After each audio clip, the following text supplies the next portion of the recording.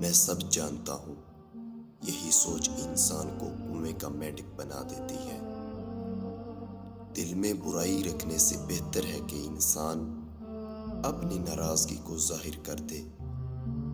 زندگی میں کبھی بھی اپنے ہنر پر غرور مت کرنا، کیونکہ پتھر جب بھی پانی میں گرتا ہے تو اپنے ہی وزن سے ڈوب جاتا ہے۔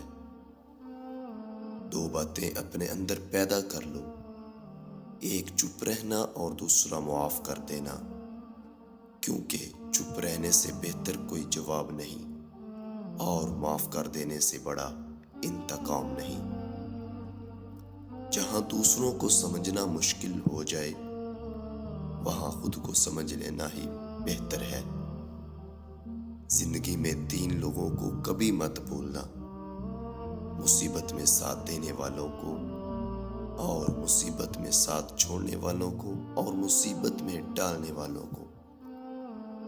خوش رہنے کا صرف ایک ہی راز ہے کہ امید صرف اپنے آپ سے ہی رکھو، کسی اور سے نہیں۔ کسی کو اجاڑ کر بسے تو کیا بسے، اور کسی کو دکھ دے کر ہنسے تو کیا ہنسے۔ خواہشیں اپنی مرضی سے خود پر لادا گیا بوجھ ہے۔ اگر اڑان بھرنی ہے تو اپنی خواہشوں کو کم کر دو۔ اپنے دشمن کو 1000 موقع دو کہ وہ آپ کا دوست بن جائے، پر اپنے دوست کو ایک موقع بھی نہ دو کہ وہ آپ کا دشمن بن جائے۔ شرمندگی اٹھانے سے بہتر ہے کہ انسان تکلیف اٹھا لے۔ چاپلوسوں اور چالاک لوگوں سے ہمیشہ ہوشیار رہنا۔